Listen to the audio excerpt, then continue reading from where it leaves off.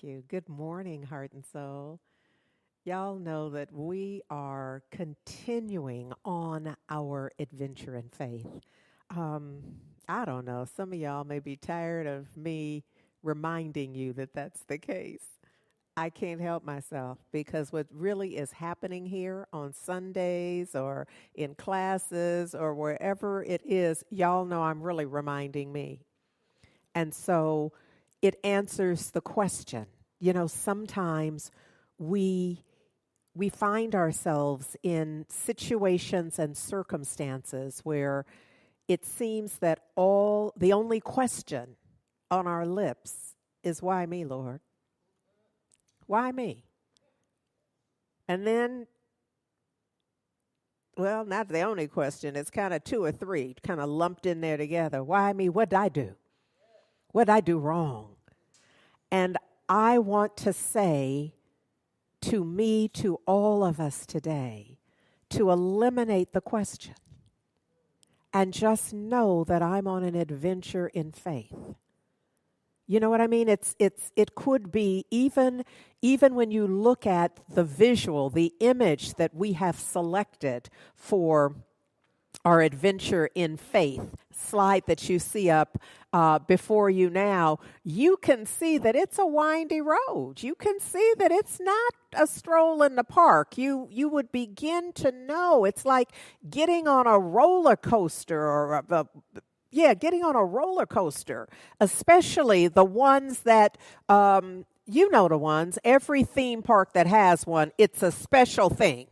It's the one with the long line. You got to be so tall. You have to, they got some rules, some waiver language around that one.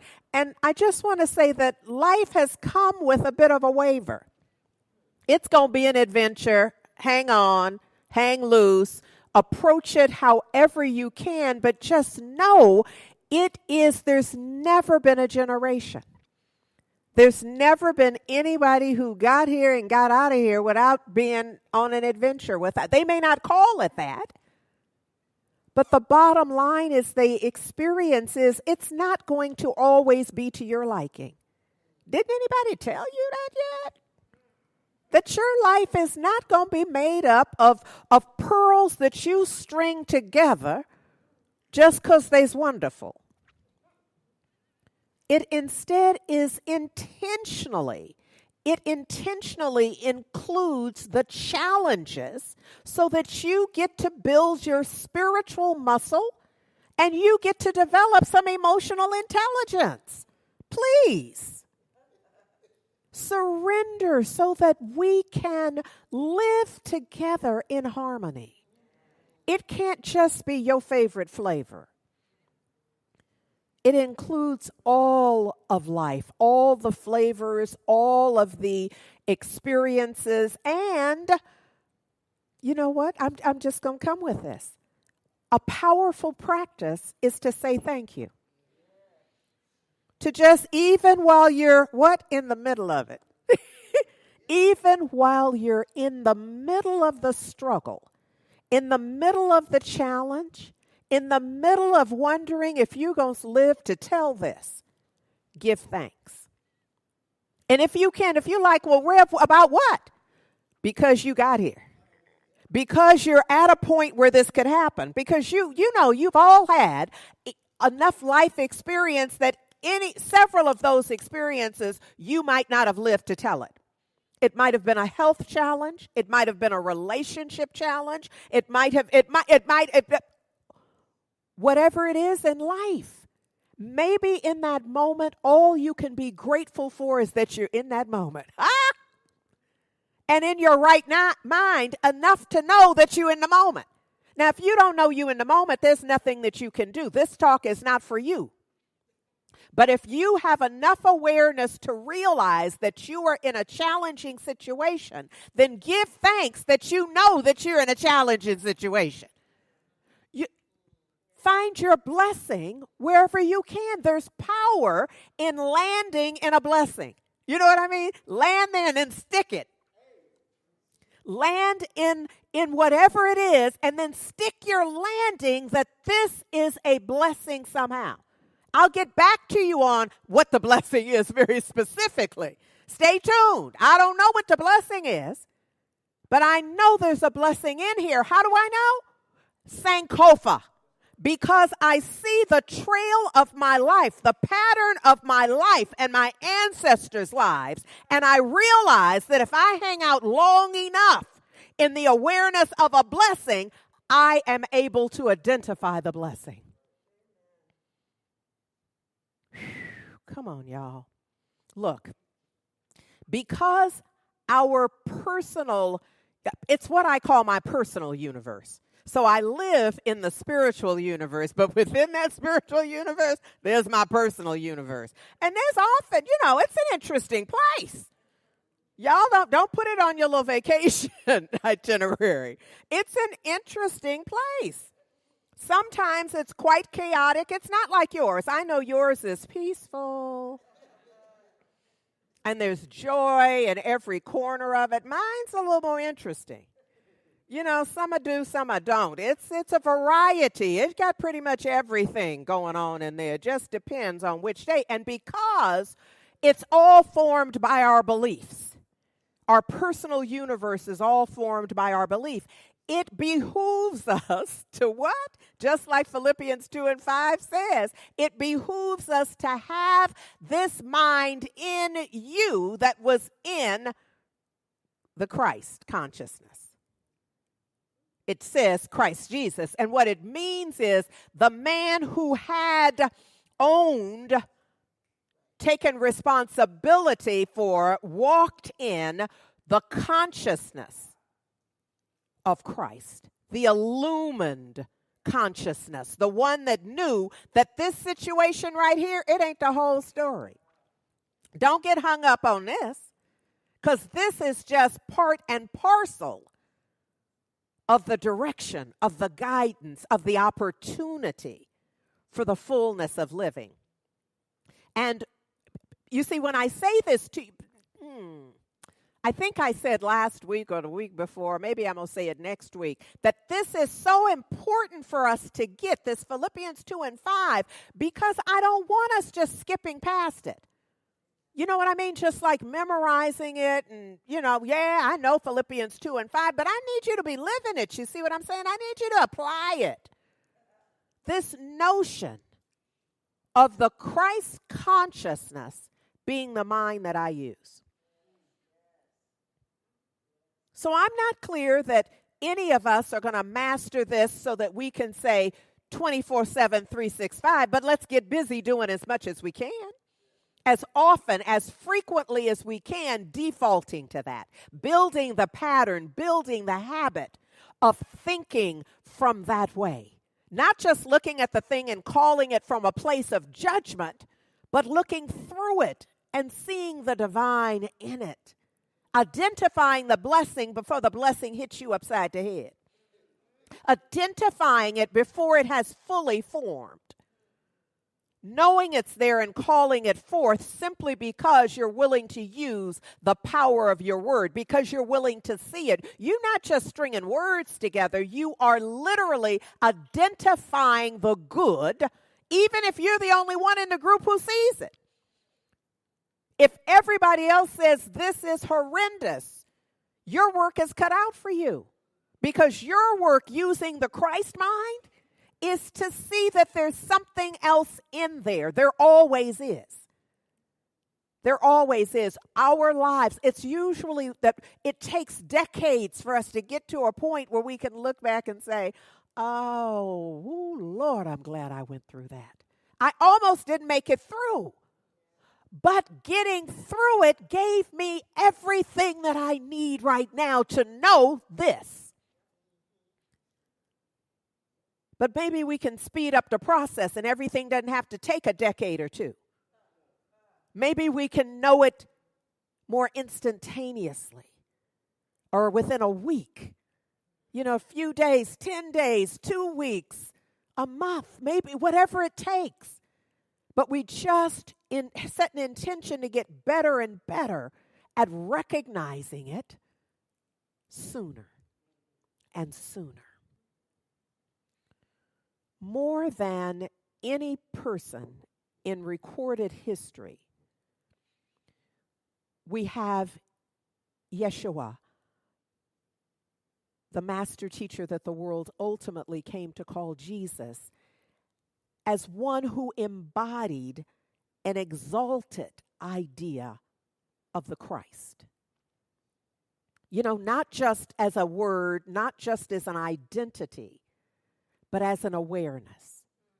Consistently, he fully recognized his divine nature. And it wasn't a lot of work for him. It wasn't like you could see him struggling to the side or needing help to get there. Largely, it was the default mode that this master teacher, and I often refer to him as the master teacher because I'm willing to learn. Because I'm willing to learn, and my prayer is that we all will take a similar approach to it. Ernest Holmes says that the potential for a fuller experience and expression of the divine resides within each and every one of us. This is good news because there's some folks who teach that it doesn't. There are a number of teachings that absolutely contradict this. But I'm all in. I'm all in with an idea that the fuller expression and experience of the divine resides in me. It resides in all of us. But here's the catch. It awaits the renewing of our mind. Isn't this what we just talked about? Renewing our mind so that we are thinking like, we are sensing like, we are knowing like, and within the Christ consciousness, from the Christ consciousness. It awaits a renewing of our mind and a new realization within our own consciousness that we too may truly know that we are a part, an aspect of source, of divine source. I often play with what word will I use in place of God. And let me tell you why I do that. It's mainly because I know that for some folks, depending upon their training, there are few folks who were raised in this philosophy. Few folks, of all of the folks who practice it. There are a few. There will be more and more because it's been around for a good while now, and now we'll have generations. You understand what I'm saying? But for folks my age, it's unusual to have folks who were raised in it. Or to know other folks who were literally raised in it. We typically know folks from other thought practices. And many come to this teaching with a bit of a God wound. With a bit of a God wound. And so let me put a pause there. That's present. I know that many people who come and are listening now or may tune in at some point, they are dealing with and working to heal what I call a God wound. It's not really a God wound. It's that they feel wounded by the way that God was expressed for them, taught to them, delivered to them, told what they heard was hurtful and painful about how God saw them. This is very different. So I'm going to put a little pause there. What I also know is that when we start talking about original languages that was spoken by the people that are engaged here, there is no G-O-D. Those three letters connected are not a part of ancient language. It just is not. That's much more dramatic in its expression. So I'm working with two things. One, I don't want to re-wound by just what I call a thing. Because the only point for me being here on mic is that I want to inspire. I want to share some ideas that can be received and engaged. And if I'm using language that somehow reharms, rewounds, makes it difficult, then I'm challenged. So while I use God some of the time, I'm often replacing it with source, with the living one, the strong one. I'm any number of other words with the intention that somebody who might not hear as clearly, as readily, could embrace this language. I hope that makes sense because I move in and out of it. So Ernest Holmes writes God. Even if it's written God, I'm inclined to often say something else, put another word in its place. And I just want you to understand that I know it says God. I'm simply saying source, that we are a part of divine source, of the all in all. I'm wanting to paint a picture so that you can see yourself in it like I am continuing to grow and see myself in it as well. Ernest Holmes says we are to celebrate not just the birth of the master teacher, but the birth within us. That's most important.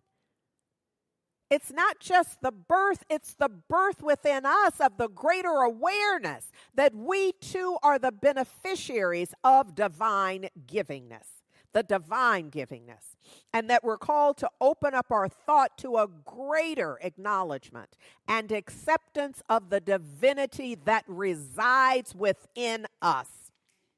So look, it puts us in touch with the purpose for which we were created, to express what? The nature of the divine. I'm going to ask you to stay with me to the very end because the prayer that I am going to use is from Ernest Holmes' seminal work, The Science of Mind. And I have adapted it just slightly, but what I'm believing can happen is that this is a piece. Use the recording even later. Fall into it when I do the prayer, meaning just release and allow it to just roll over you into your consciousness, but then play it later with headphones so that you can really take it in. I'm going to be doing it in first person so it can really work for us as using the methodology of autosuggestion. Powerful. And allow it to happen. So, look at here. The title of that piece is I Allow Myself to Dip Deeply into My Divine Nature. You will note that I've taken out dip because we get ready to dive deeply into my divine nature. So, taking from The Science of Mind, we'll get to that later. Here we go. We must teach ourselves to trust. This notion of recognizing and living in our divine nature requires that we trust. Trust in the Lord, also known as law, if you think about it that way. Trust in the law with all thy heart and soul, and lean not on your own understanding. In all thy ways, acknowledge source, and source will direct thy paths. Trust in the Lord, the law, lean not on your past programming and past beliefs. In fact, I'm going to ask you to repeat these affirmations. I trust source. I trust the living one. I trust divine love. I got to say to y'all, just trust. Just trust. Begin to practice trusting. You know, we spent the summer.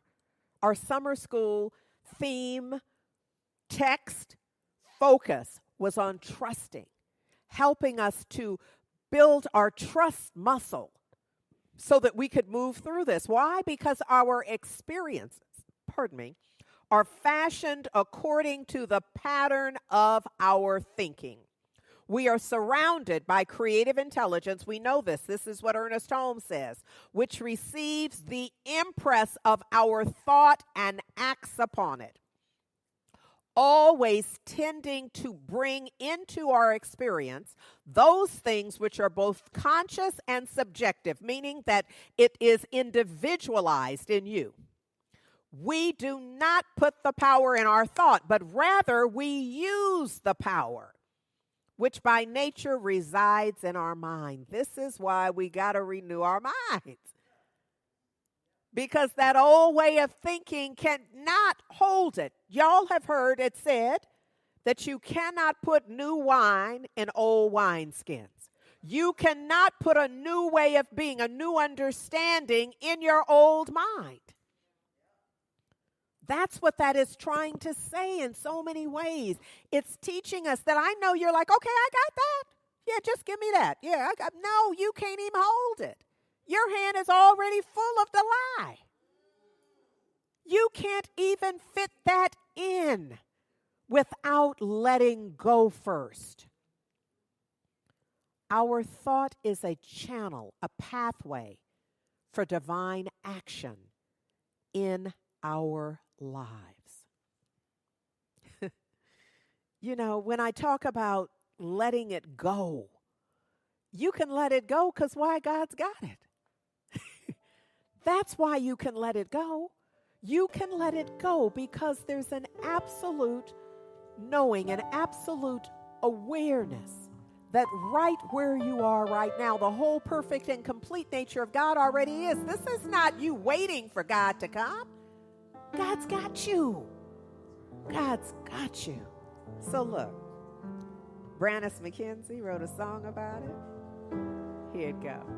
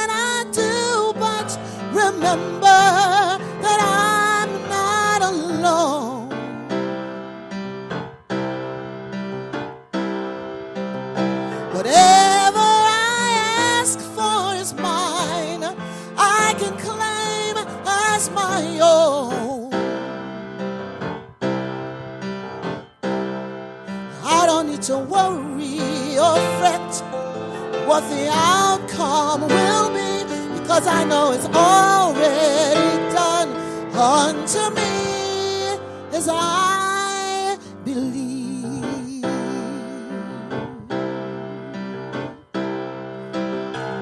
I am all of God, and God is all I am. I'm letting go now for sure. God's got it.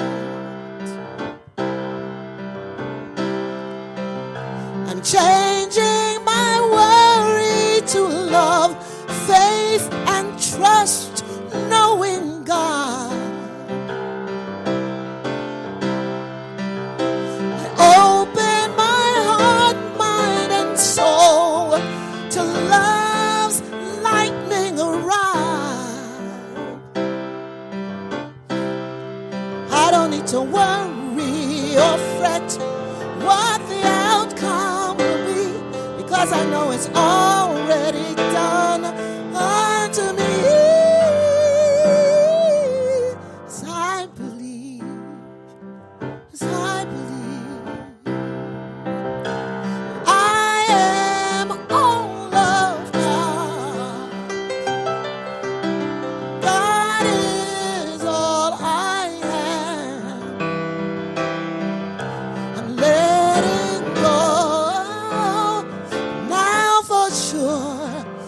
God's got it.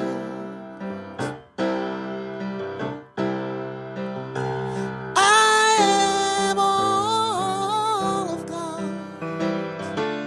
and God is all I am. I'm letting go now for sure. God's got it, got it. Come on, y'all. Got it, got it. God's got it, got it, got it. Woo! God's got it, got it, got it, got it. Woo! Got it, got it. Come on, got it. God's got it.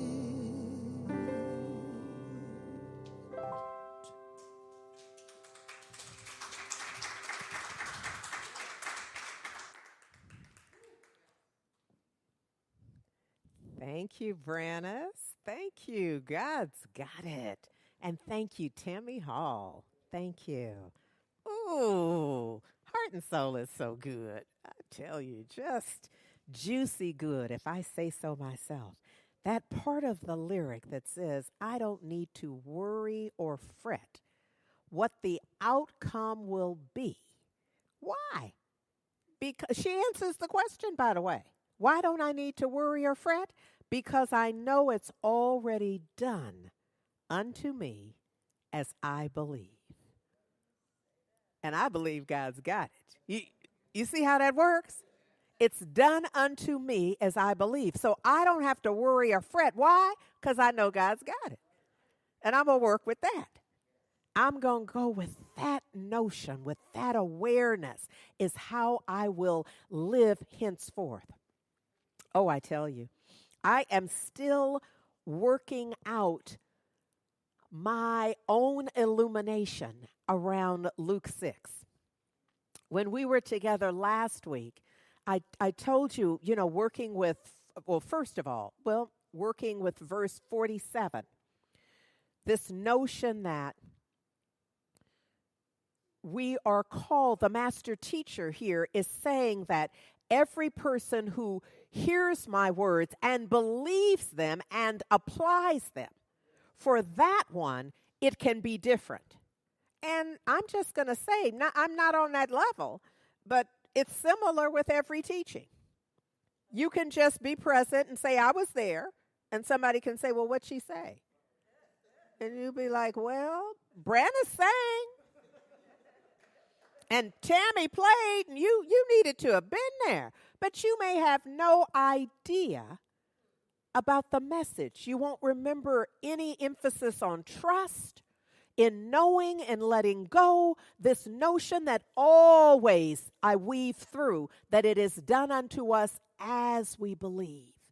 Because if we don't get that part, we're going to be challenged with, I think, at least this is my thesis, is that for the ones who get that life unfolds according to our belief, not according to what other people say about you, what the people at work did to you, that only impacts or controls your life to the extent that you decide to let it, that you decide it can. But if you realize, even as you are setting up all of that, and I understand how easy it is to build a wall made from bricks made out of what people said about you.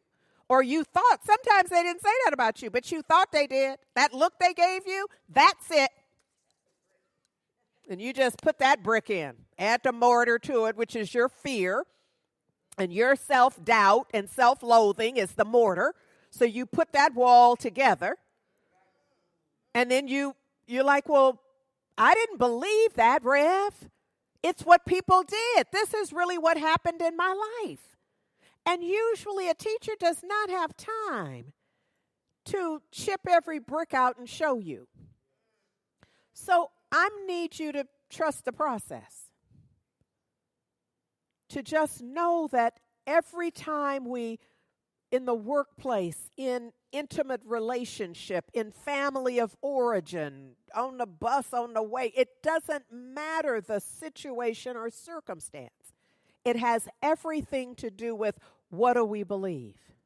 I told you the story of me being with my siblings, and I heard my father say, you need to hold on to the railing because you know you're clumsy. Now, he never said a name, and there are 5 of us. But I decided that it was me. Now, that bothered me for decades because I would always think, oh, you're and then one day I thought, you the dancer. Ballet, tap, just, you have never been clumsy. You are most, you fill in the blank, most adept, just all kind of poise. And it occurred to me, fool, he wasn't even talking to you. He was not talking to you. But how often do I use that in my life? Because sometimes I'm like, oh, and I thought they're not even talking to you. Even if they think they are. You need to get it straight here. See, that's what my daddy thing taught me. I didn't figure that out till I think he was still alive. But it took me decades to work that out. But now I'm just like, they think they talk. They looking at you and they think, even if they said my name, they're not really talking to me. They're not talking to the core of me. They're talking to who they think I am. And I can tell they're talking to who they think I am by what they're saying. They're clearly not talking to me. I'm trying to tell you something. They're not talking to I am. They're talking to her. And I'm the I am. You understand? I'm the I am of me. And so even if they're looking at you and they're calling you by your right name, your government name, then it still do not misbelieve that they are talking to you. They're not talking to the I am, they're talking to him. They're talking to her, they're talking to them. They're not talking to the I am. And that's the distinction that we must make. Because look, this is what the master teacher lays out in that scripture. He lays out the example that if you have listened, if you really get this, then you are building, you are laying, you are developing your consciousness. You're developing it on solid rock. That's why, that's in part why I love. I go to the rock. I go to the rock when all else is sinking sand. So the idea that the master teacher is delivering is how important it is for us to develop our consciousness on the solid truth. To not even believe what they're saying. Because what? To the extent that you believe what they said to you as a child on the play yard, or what you heard somebody shout out about you playing the dozens and such. You know what I'm saying. People are people-y. They just say and do what they comes to mind. Most often they are in their own pain. That's why we often say, hurt people hurt people. And maybe that'll just be the thing that you say to, oh, hurt people hurt people. You just be like, bless their heart. I mean, not in any, you say it from a place of truth, a place of authentic empathy. Bless your heart. And know that it doesn't have anything to do with you. That's just what they know to do. They're saying what they know to say, what somebody said to them, what they heard said, what they think is cute. I don't know what they're doing. But you got to know what you're doing. You can't spend your day trying to figure out what they're doing. Because you got you to figure out. You got you to work on. Yes, you are building, laying your consciousness in truth. You do not have time. I don't have time to go over there and see about them. I am, and not in a selfish way. It's that there's a higher priority. because you're not really equipped to help them yet. You can tell by the first thoughts you had about them. You're not there yet. When you're there, you'll know because you'll be in a neutral place. You won't see what they're trying to do to you. You see, if that's what comes, you can't go help them. You got to work on you. You got to work all that out until you get to the point where you don't hear it that way. Then you'll know you can go over there and rub their back. Then you can go over there and offer something. But until you're in that place of ease and grace and divine acceptance, I'm going to need you to work on you. I'm just saying. Just first things first. So he lays out in this scripture, in Luke 6, verses 48 and 49, he lays out the distinction between the one who hears and listens and applies, believes and applies it, is the one who then goes, oh, I'm going to have to do this different. I'm going to have to lay my consciousness on the rock, on what's solid, on what's truthful, which is that it's all God. And it's all good even if it's not looking like it. I told you last week, you're going to have to develop that inner eye that recognizes, I see God in there. I see you acting like gossip. I see you going for the jugular. Yeah, I know who you are. I know that's God. Just, okay, see, you're not fooling me. So I'm still going to bless it. I know this is a little pop quiz for me because I've been working on my God skills. Been working on my God skills, and I see you. This is an opportunity for me to see the God in this. Day for yesterday, I wouldn't have seen it. But today, I see you. I see you, God, over there with your face twisted up, trying to act like you're not God. I see you. I see you. I'm not going to be fooled. But if you're not, what the master teacher is saying, but if you haven't done that work, if you're not committed to that, then you're just going to build your consciousness on the sinking sand without a foundation of truth. So that when it says when the storm comes along, and, you know, I'm not the weather person, but I'm going to tell you there's a storm coming. Because that's how life is. There's never been a time when there wasn't a storm. The internal storm. There's going to be something to rock your world. So you want to build your world on solid ground because you know it's coming. But if you don't believe me, then you'll be like, no, this little setup over here is just fine. And then we'll see you in fetal position later.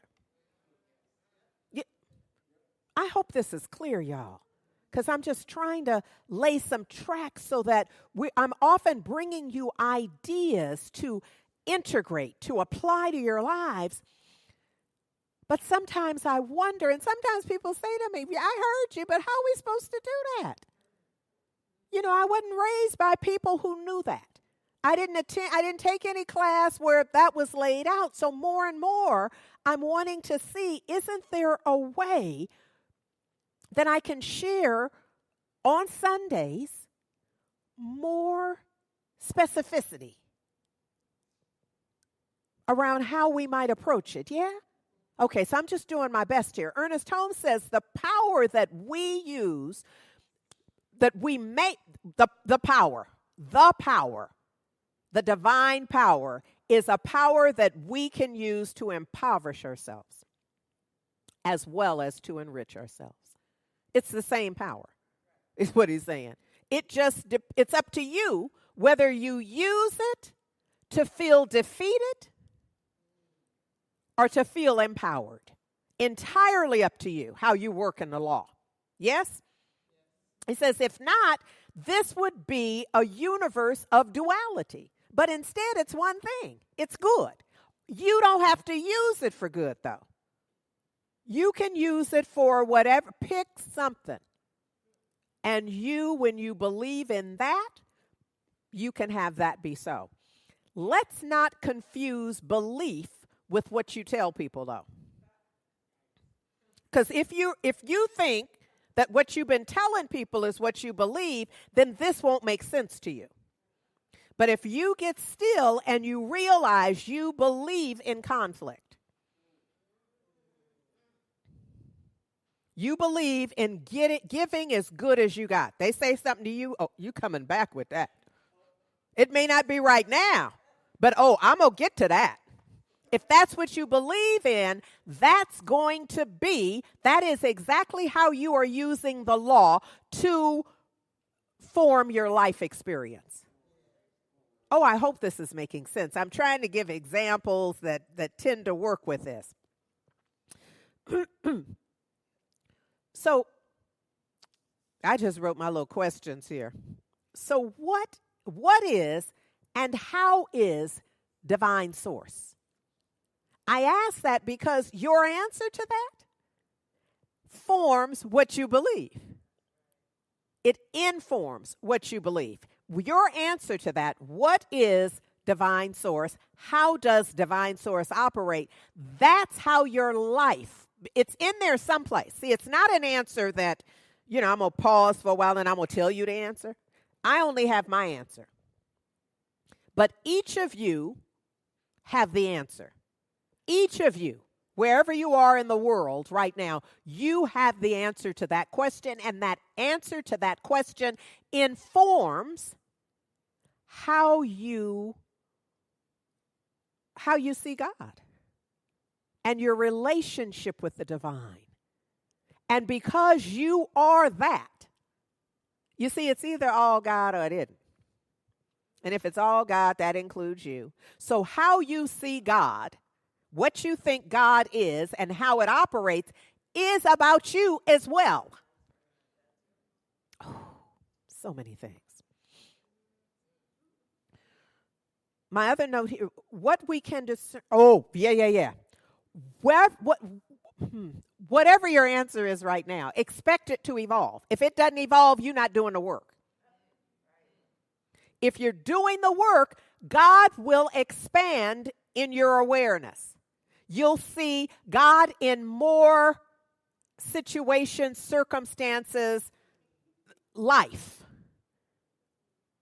If it's not filling up your life, you're not doing the work that the master teacher is talking about, hearing what I say and then applying it in your life. Yes? Because whatever we can discern right now about God is never all there is. I broke my ring. It's never all there is. Our tendency is to squeeze God into our limits. God, but we like, I got to get you into Friday night. You know what I mean? The people at the job, I got to get you in with just my mother-in-law. You know what I mean? I'm just squeezing the divine, the all in all, into specific situations, circumstances. My limit, when I say the world, if I were to say, and this is not anything that I would tend to say, but let me just say it because I hear it said in the world, that the world is a hard, difficult, awful place. Now, I don't happen to believe that.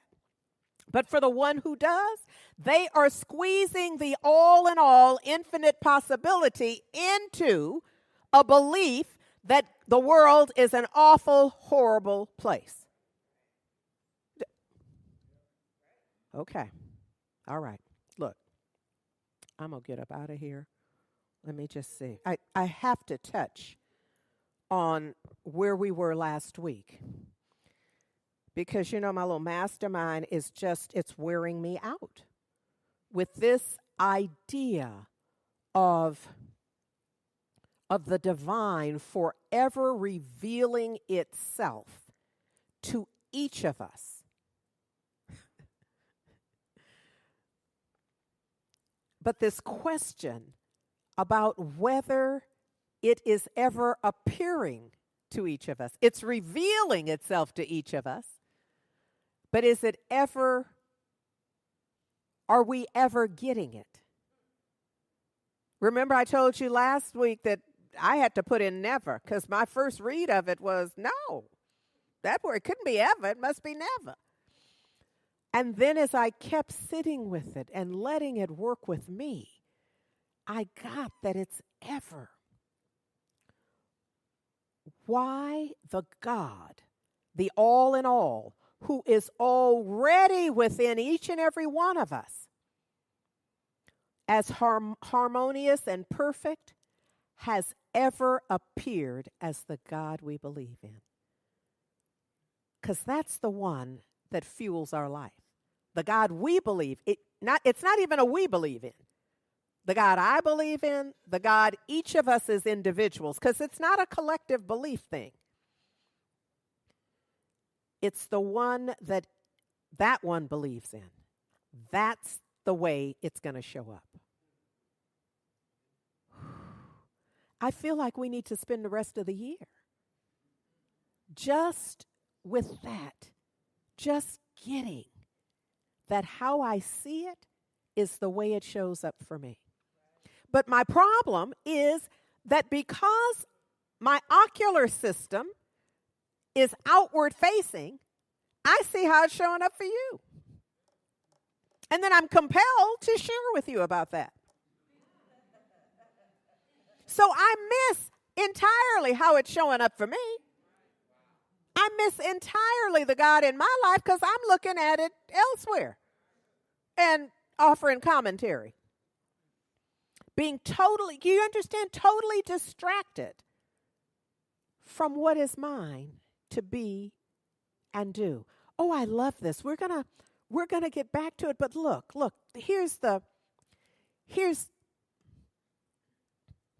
it can be, I'm gonna say, as simple as acknowledging divine presence. As simple. Simple but not easy. As simple as acknowledging divine presence. Everywhere, always present. Where something within us knows to say, I'm not on the good foot, but walk with me.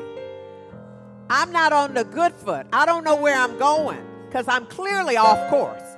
But walk with me, Lord. I don't know how to go, but walk with me. Hold my hand. Guide me wherever I am to go. Walk with me, Lord. Walk with me. Brannis McKenzie, Tammy Hall.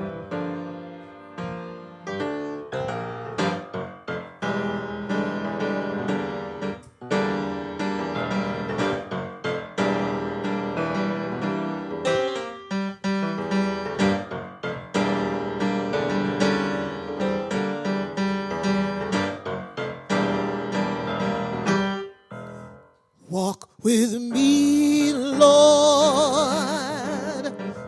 Walk with me. Walk with me, Lord. Walk with me. While I'm on this tedious journey, yes. Walk with me, Lord. Walk with me.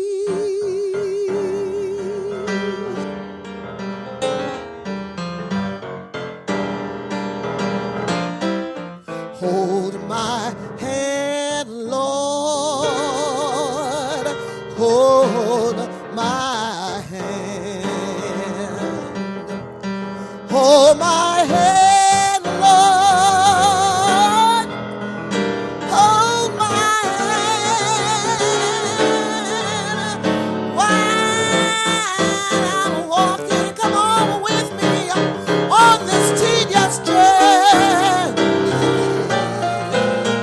Hold my hand, Lord.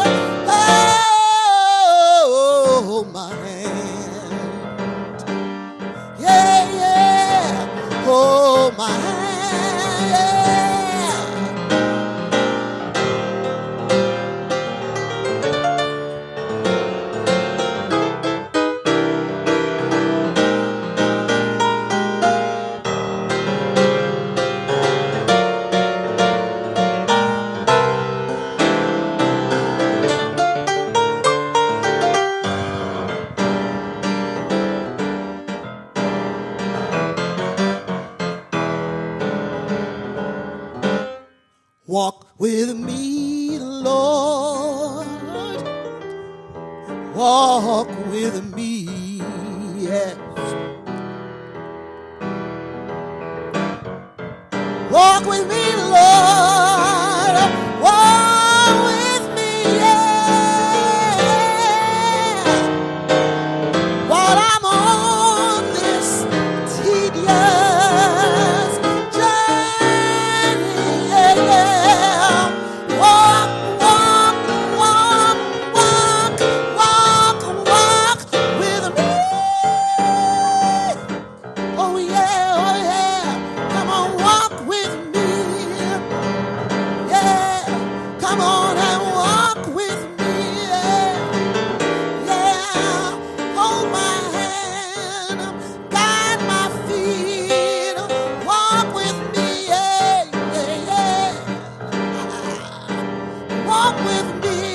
Yeah, yeah. Hold my hand. Yeah. Guide me, yeah. Hold me, hold me, hold me, yes. And walk with me. Woo. Come on, come on. Walk with me, yeah. Walk with me, yeah. Please walk with me, yeah. Woo. Walk with me.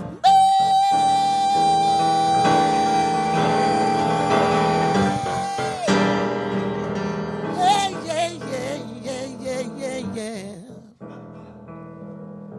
Walk with me, lead me, guide me, hold me, let me go and then bring me back. Yeah, walk with me. Oh, walk with me. Yeah, yeah, walk with me.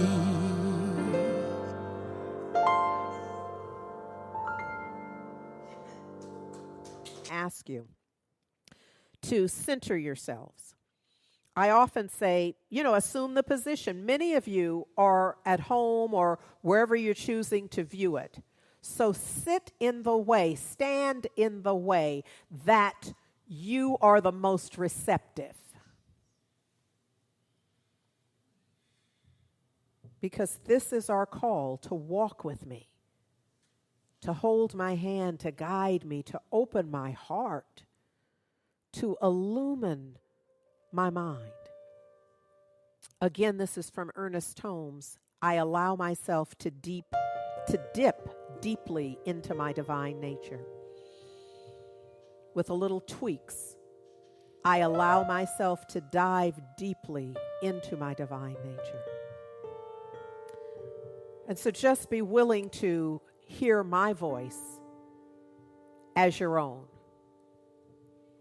invoking the power and principle of auto-suggestion, where I know that there's one life, and that life is good and very good, that life is the all and all, that life is the life of the living one, the strong one. That life is living me even as I am living the life of the living one, the strong one. I am breathing the breath of the living one, the strong one. And the living one, the strong one, is breathing me even now. And so in this awareness of the divine permeating my beingness, I know that I have within myself a deeper nature, and this deeper nature is in eternal unity with God, the living Spirit. I let go everything and turn to that divine depth within my own nature, wherein the Spirit of God, the Spirit of love, and the Spirit of peace dwell within me as calm serenity. I withdraw into that place within me which has never been hurt, nor ever been sick, has always and forever lived in divine and eternal peace. The kingdom of God, which is good, And this inner kingdom within is all peace, all power, and all perfection. I drop all hate, all fear, all animosity, all resentment. I cast out of my consciousness every doubt and every sense of uncertainty. I'm going to say that again. I cast out of my consciousness every doubt and every sense of uncertainty. I know that I am entering into that atmosphere of wholeness, of happiness and completion, where there is no fear, no doubt, no uncertainty, no lack, no want. Here, right here, is wholeness, perfection, peace, power, beauty, love, supply, and life, eternal life. I know that the abundance of this life is showered upon me, that I am guided and guarded into right action, into right decision, daily, hourly, and by the minute. The principle of intelligence directs me. Walk with me, Lord. The presence of love warms me. Hold my hand, Lord. The peace of God covers me. Guide me, Lord. And I am led into the pathway of this peace, into the knowledge of this perfection. Oh, yes, I am conscious of the indwelling source. And I am conscious that the indwelling source is filling, instantly renewing my body, absolutely eliminating from me whatever there is that does not belong. Coordinating every function, every organ, every action and reaction, the circulation, the assimilation, the elimination, making it perfect.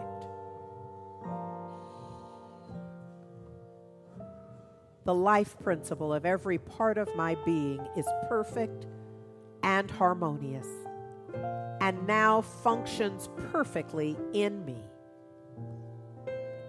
The whole order of discord is changed into its natural order, transmuted into the natural order of harmony and wholeness.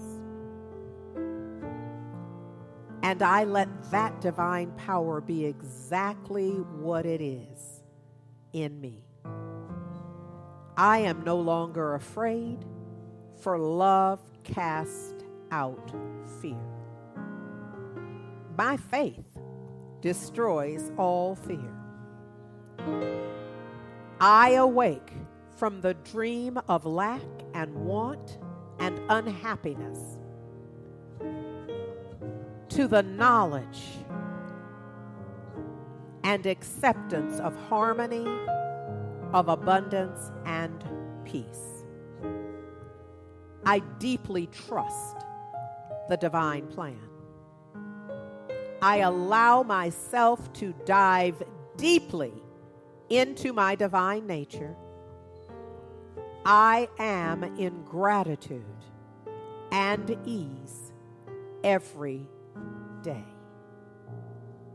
And for this, I am eternally grateful. I simply release this word into the perfect activity of law, which I know is love, surrounding and enfolding each and every one of us. Active